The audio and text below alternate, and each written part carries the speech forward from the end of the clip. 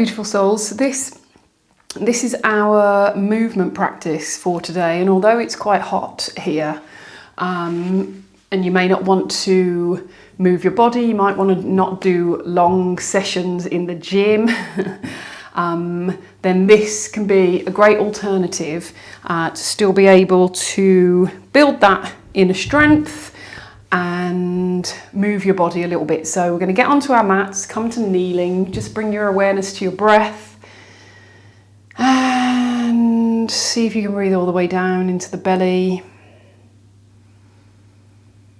And then we're going to slowly warm the body up. So we're going to come onto all fours, wrists underneath shoulders, knees underneath hips. And we're going to extend the left foot backwards, pushing out through the heel, maybe rocking backwards and forwards. This is going to be a short practice, maybe about 5 minutes.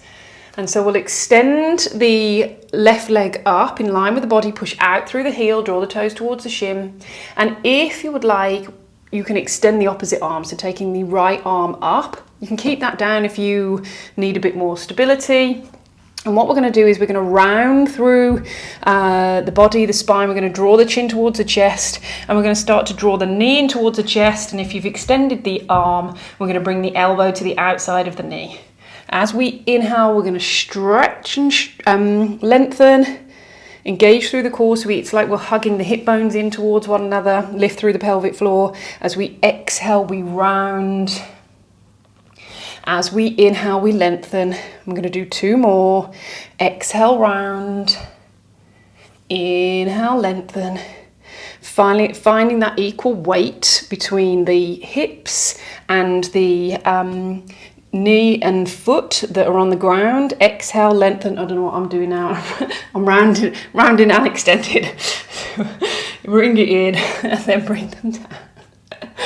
Got myself confused talking. Then we're going to swap over. I'm going to bring those down and extend through the right foot, taking that backwards, pushing out through the heel, maybe rock backwards, forwards, just to release through the back of the leg. And then when you're ready, we're going to shift the center of gravity, the weight into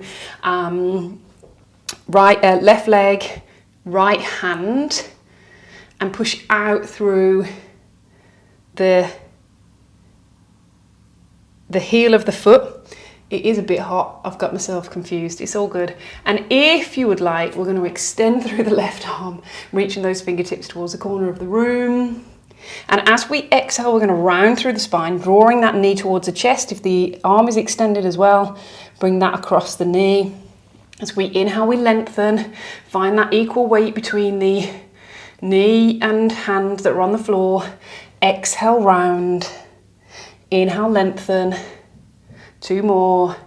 Exhale, round. Inhale, lengthen. So we're getting this nice kind of crunch through the belly. Draw the hip bones in towards one another. Lift the pelvic floor to engage through the core. And we'll place the hand and knee down. Maybe come into child's pose just for a moment. Just to allow what you've just done in your pose, in your body, to integrate. Then we're going to come up and we're going to come into forearm plank. So we're going to bring the elbows down, and to get that kind of alignment, see if you can grab hold of the opposite elbow with your hand. That's the distance between the elbows. And then we're going to bring the hands out in front, interlace the fingers and draw one of your little pinky fingers inwards so that we create this kind of flat base with the hands. And then we're going to extend one leg out, push out through the heel. And then we're going to extend the other leg out, pushing out through the heels. And you can come down onto the knees if you would like, but your legs are now extended, or you can come into forearm plank. Elbows are underneath shoulders. We lift through the pelvic floor, draw the hip bones in towards one another, belly button in towards the spine and up towards the rib cage. Push out through the heels, bum is not sticking up in the air. We've got a nice long line, press into the forearms. We're going to stay here for 3 more breaths, doing great. 2 more. And 1 more, beautiful. Again, we're going to bring the knees down, bring the bum back, bring the forehead down, come into a kind of child's pose. Just allow yourself to integrate what you've just done. And then we'll do one more pose. So I like to do this during my luteal phase of my cycle. I start to feel like I want to strengthen through the body. We're going to come into boat pose. So I'm going to give you some variations. So we're going to come onto the bum and have the knees close to the chest, feet in line with the knees. And you can either stay here with the hands on the knees and see if you can find length through the spine. So we lift through the crown of the head, drop the chin slightly, draw the chest towards the thighs and thighs towards the chest. And you can stay here. We're still working with our core, strengthening through the back. Or you can extend through the arms, keep drawing that chest towards the thighs, thighs towards the chest, but we're not touching. We've got a nice long spine. Or we're going to start to bring our weight into the top of the butt, and you can stay here, arms extended. It's like we're squeezing the palms in towards one another, but they're not touching. If you want to go a little bit further, you can lift one leg, toe tap, lift the other leg, toe tap. And you can do this for a little while, or you can extend through the legs, keep drawing that chest towards the thighs, arms extended, and we can stay here for 3, 2,